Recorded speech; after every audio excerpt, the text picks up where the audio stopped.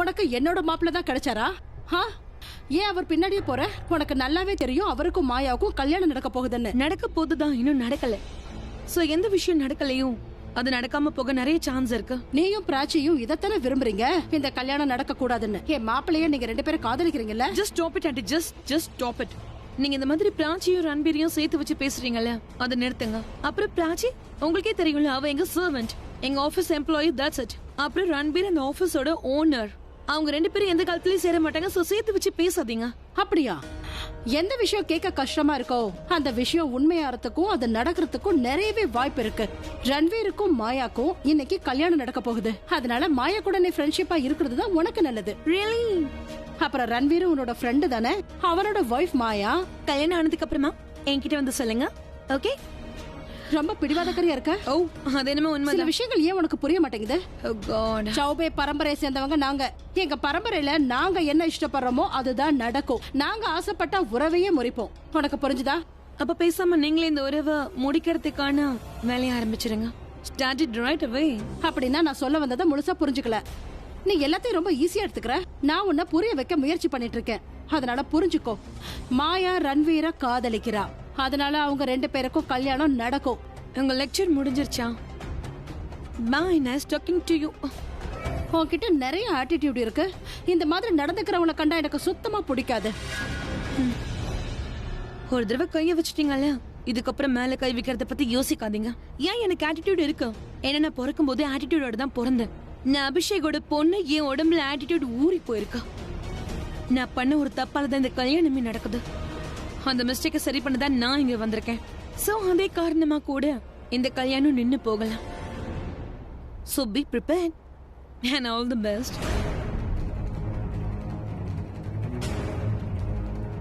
அப்படி என்ன தப்பு அது?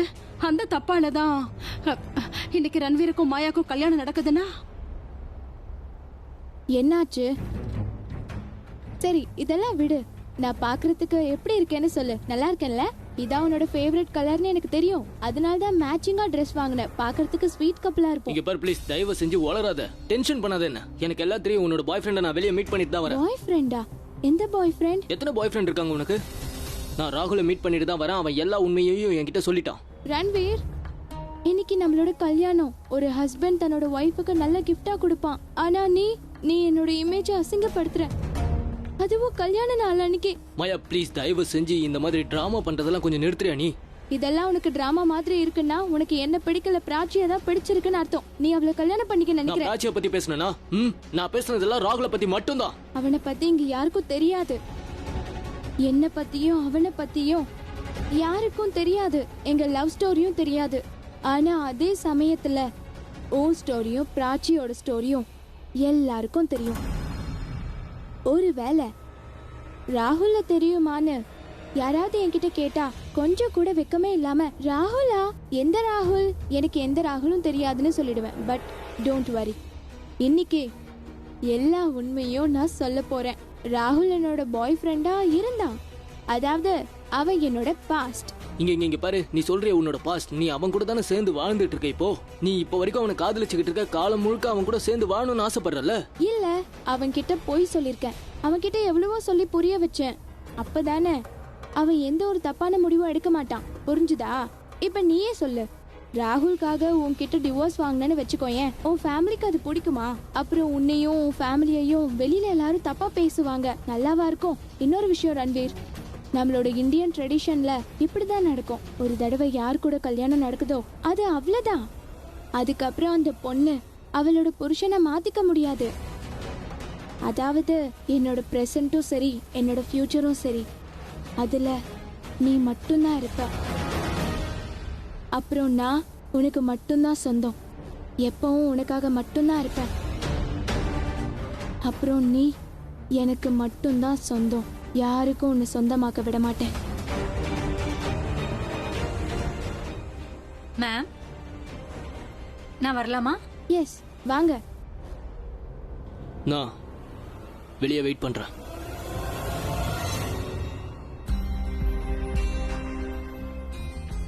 நம்ம இந்தியன் ட்ரெடிஷன்ல இந்த மாதிரி தான் நடக்கும். ஒரு தடவை யார் கூட கல்யாணம் ஆகுதோ அது அவ்வளவுதான். அதுக்கப்புறம் அந்த பொண்ணு தன்னோட புருஷனை மாத்திக்கவே மாட்டா. இப்ப நான் என்ன பண்றது? எனக்கு தப்பிக்கிறதுக்கு வாய்ப்பு இருந்தது, இப்ப அதுவும் மிஸ் ஆயிடுச்சு. இந்த மாயாவோட வலையில இருந்து எப்படி தப்பிச்சு வெளியே வர்றது? அப்புறம் பிராச்சி இன்னும் வரல. அவ எங்க இருக்கா? இப்ப எனக்கு பிராச்சியால மட்டும்தான் ஹெல்ப் பண்ண முடியும். அவளுக்கு நான் கால் பண்றேன். பிராச்சி, தயவு செஞ்சு போனை எடு ப்ளீஸ். என்னை காப்பாத்த உன்னால மட்டும்தான் முடியும். ப்ளீஸ் போனை எடு. இவ ஏன் போனை எடுக்கவே மாட்டேங்கிறா? என்ன ஆச்சு? பிராச்சி ப்ளீஸ், உன்னால மட்டும்தான் எனக்கு ஹெல்ப் பண்ண முடியும்.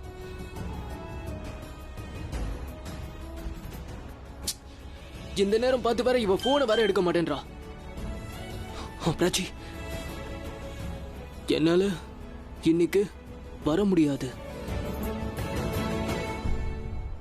இல்ல, இன்னைக்கு எதுக்கு உன்னால வர முடியாது பிராச்சி? மத்த எல்லா நாளை விட இன்னைக்கு நீ என் கூட இருக்கிறது ரொம்ப முக்கியம் பிராச்சி. இல்ல, இப்படி நடக்கிறதுக்கு வாய்ப்பே இல்ல. இப்ப நான் எப்படி தப்பிக்கிறது? இதுல இருந்து நான் எப்படி வெளியே வர்றது? ரன்வீர்,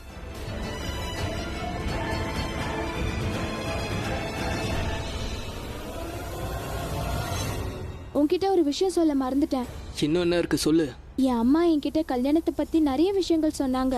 அதை நான் அப்படியே ஃபாலோ பண்றேன். அம்மா புருஷன் கிட்ட எதையும் மறைக்க கூடாதுன்னு சொன்னாங்க. அதனால நான் உன்கிட்ட எந்த விஷயத்தையும் மறைக்க விரும்பல. சொல்லு, நீ என்கிட்ட என்ன சொல்ல விரும்புற? அது என்னால உன்னோட எல்லா டென்ஷனையும் போக்க முடியும். மாயா, இங்க பாரு. நீ என்ன சொல்ல வரியோ அதை மட்டும் தெளிவா சொல்லு. நீ அந்த பிராச்சியை பத்தி தானே யோசிக்கிற? ஏன் அவளை பத்தி யோசிக்கிற? எனக்கு அவளை பிடிக்காதுன்னு உனக்கே தெரியும்ல. எதனால அவளை எனக்கு பிடிக்கலன்னு உனக்கு நல்லாவே தெரியும். ஏன்னா நீ அளவுக்கு மேல அவ மேல அன்பு வச்சிருக்க. அதனாலதான். உன் கண்ணை பார்த்தாலே தெரியுது. இப்ப நான் பிராச்சியை பத்தி உன்கிட்ட என்ன சொன்னனோ அது 100க்கு 100 உண்மைங்கிறது.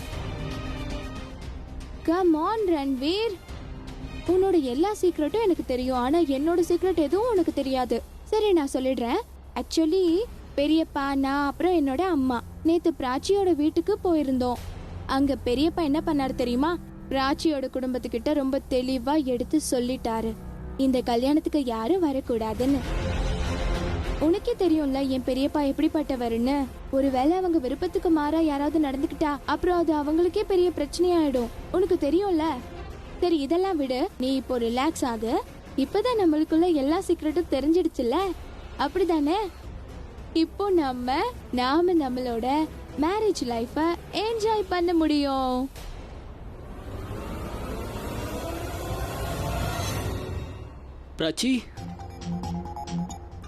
பிராச்சியா எங்க? எனக்கு இப்பதான் பிராச்சி இருந்தா. ஐ திங்க் வேற யாராவது இருக்கும். எக்ஸ்கியூஸ் மீ மேம், கொஞ்சம் வரீங்களா? இதோ வந்துட்டேன். போயிட்டு வரேன். நீ தாராளமா போ. நீ பார்க்க ரொம்ப அழகா இருக்க. Okay, bye. பை. நான் பிராச்சியை தானே பார்த்தேன். ஆனா அவ எனக்கு வர முடியாதுன்னு மெசேஜ் பண்ணிருக்கா. பின்ன அது பிராச்சி தானே?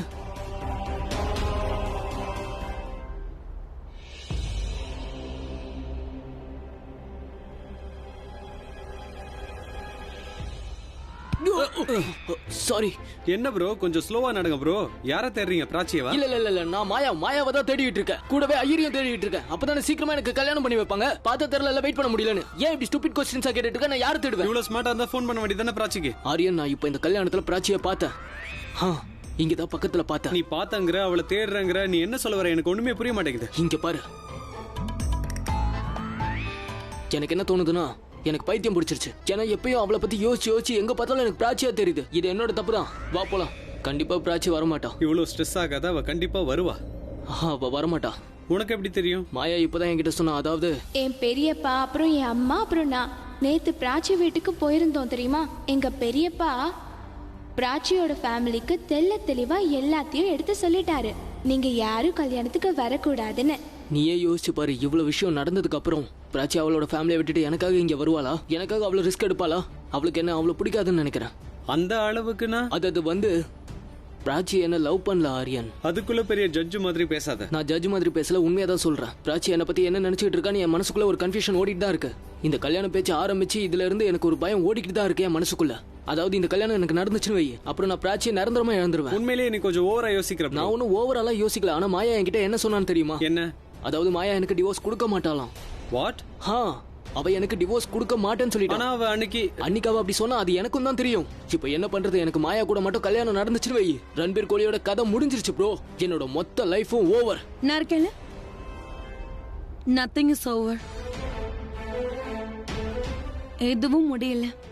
என்னை பத்தி உனக்கே தெரியும்ல, நான் அவ்வளவு சீக்கிரம் தோல்வி ஒத்துக்க மாட்டேன். நான் இருக்கேன்ல, நான் கல்யாணத்தை நிப்பாட்டுறேன். பிரியா, நீ யார் ரன்பீர்? உன்னால எதுவும் பண்ண முடியாது. நீ சொல்றத கேட்டா எனக்கு ஆறுதலா இருக்கு, அவ்வளவுதான். நாங்க எல்லா வழியில இருந்து முயற்சி பண்ணி பார்த்துட்டோம். ஆனா இந்த பிரச்சனையில இருந்து எங்களை யாராவது ஒருத்தரால காப்பாற்ற முடியும்னா அது ஒருத்தரால மட்டும்தான் முடியும். அந்த ஒருத்தர் பிராச்சி.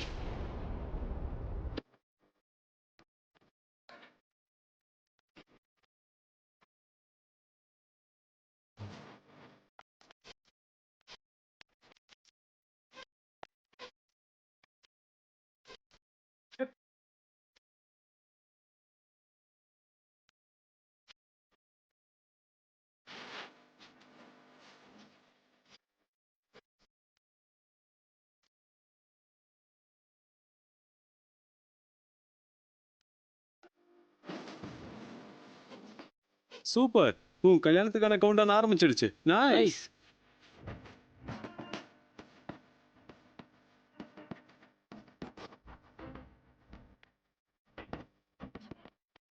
டேய், பல்லவிக்கு என்னடா ஆச்சு? அவளுக்கு என்ன ஆச்சுனே தெரியலையம்மா. அட கடவுளே. ப்ரோ, உங்க அம்மா மாயாவோட கல்யாணத்தை ஏத்துக்கிட்டாங்களா என்ன? உங்களுக்கு என்ன பைத்தியமா? அவங்க பஞ்சாபியை சேர்ந்தவங்கடா. அதனாலதான் இந்த மியூசிக்கை கேட்ட உடனே அவங்க ஆட ஆரம்பிச்சிட்டாங்க. மத்த எல்லாம் அவங்களுக்கு மறந்து போயிடும். பாரு எப்படி ஆடுறாங்கன்னு. மாப்பிள, நான் ரொம்ப பெரிய தப்பு பண்ணிட்டேன். அது என்னன்னா, ஆட்டம் பாட்டம் கொண்டாட்டம் ஆரம்பிச்சதுக்கு அப்புறம் உங்களை கூப்பிடல.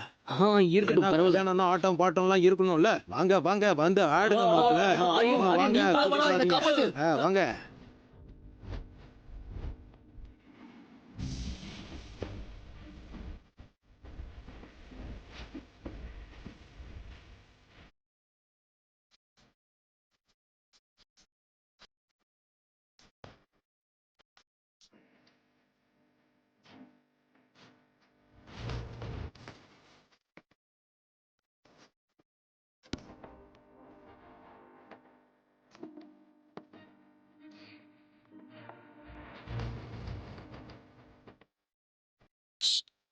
சானா, ஏய், மீச வந்துருச்சு, மீச.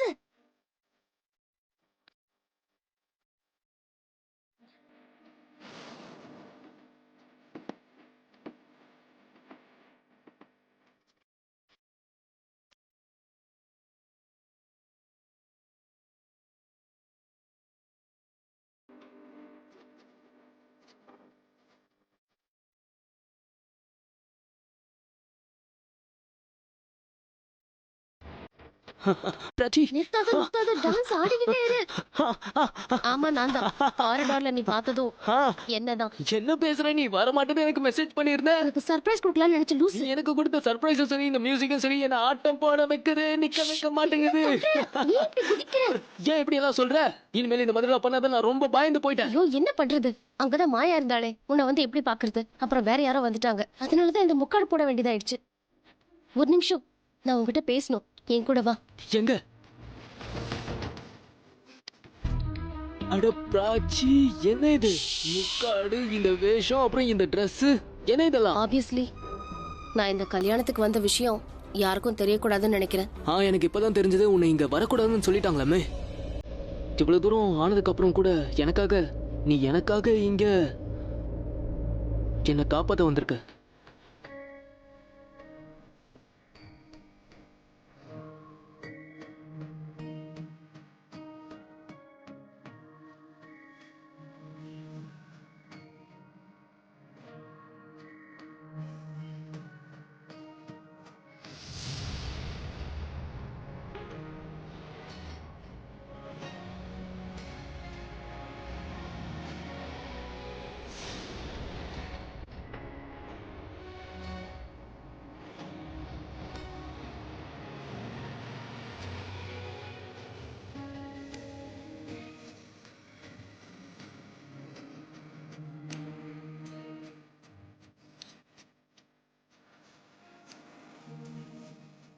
Thank you thank you so much.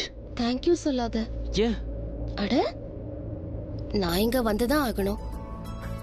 அது எப்படி நீ இன்னொருத்திய கல்யாணம் பண்ணிக்க நான் விட்டுருவேன்? எதுக்காக அப்படி சொல்ற? அது ஏன்னா ஏன்னா நான் ஏன்னா நீ ஏன்னா நீ ஏன்னா நான் சொல்லு, நீ எதுக்காக இங்க வந்து என்னோட கல்யாணத்தை நிறுத்த முயற்சி பண்ணிட்டு இருக்க? சொல்லு.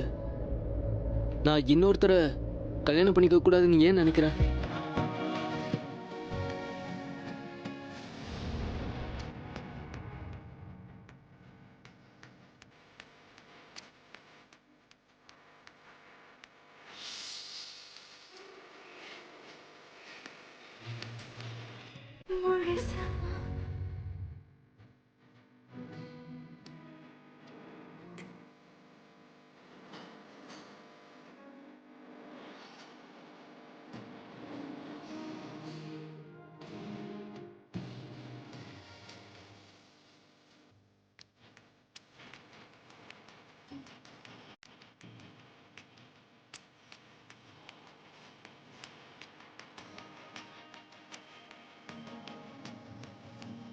பதில் சொல்லு.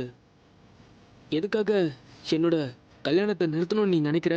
ஏன்னா அது வந்து ஏன்னா அது வந்து என்ன பிரச்சனை சொல்லு. எனக்கே நீ வேற யார் கூடயும் கல்யாணம் நடக்கக்கூடாதுன்னு நினைக்கிற? சொல்லு ப்ளீஸ். ஏன் எதுக்காக நடக்கக்கூடாதுன்னு சொல்ற? நான் உன்னோட ஃப்ரெண்டு.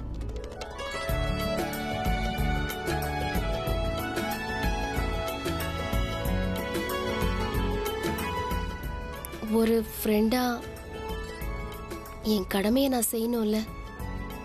அதோட நான் உனக்கு ப்ராமிஸ் பண்ணியிருக்கேன்ல, என் காரணத்தை கொண்டும் நீ அந்த மாயாவை கல்யாணம் பண்ணிக்க நான் விட மாட்டேன். இதே தான் நானும் உன்கிட்ட கேட்கிறேன். நீ எதுக்காக மாயாக்கும் எனக்கும் கல்யாணம் நடக்கக்கூடாதுன்னு ஏன்னா நினைக்கிறேன்? எனக்கு உன் மேல அக்கறை இருக்கு. என் மேல அக்கறையா?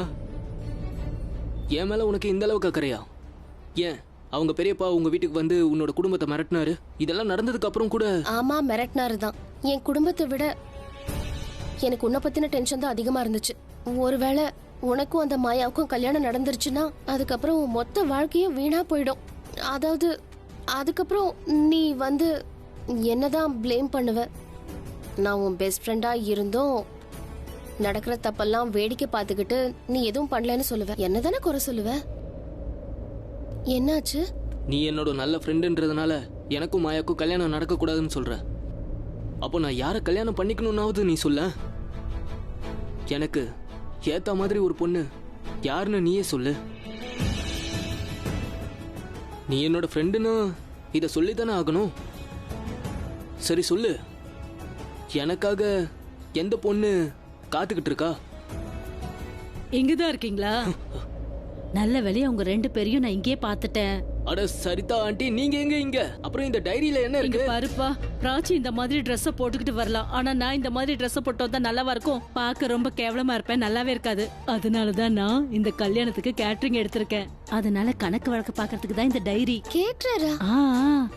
அது என்னன்னா, மாயாவோட பெரியப்பா கல்லுங்கிற ஆளுகிட்ட தான் இந்த கேட்டரிங்கே கொடுத்திருந்தாரு.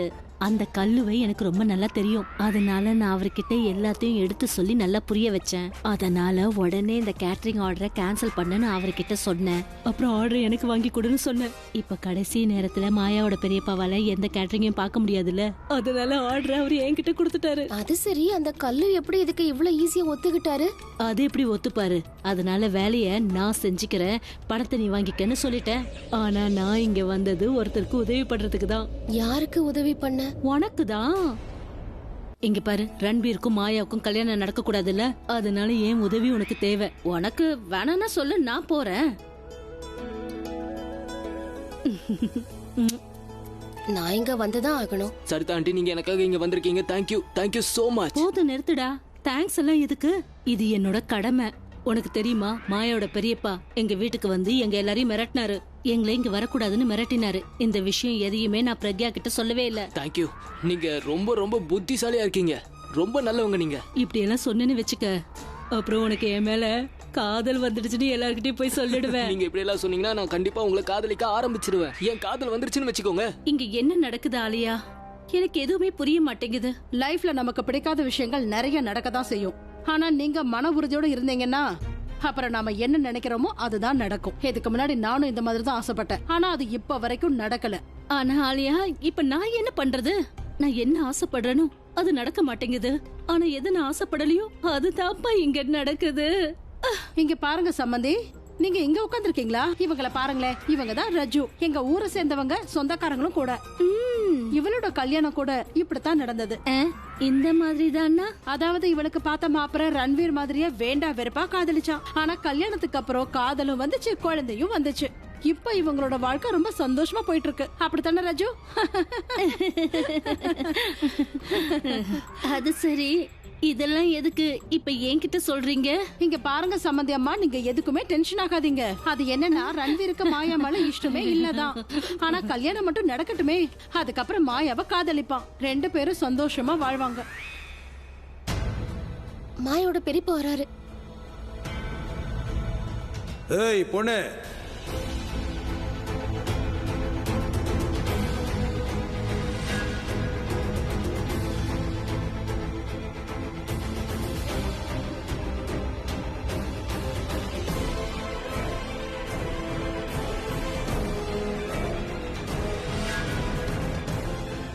நேரா நீ பாட்டுக்கு போற. யார் நீ?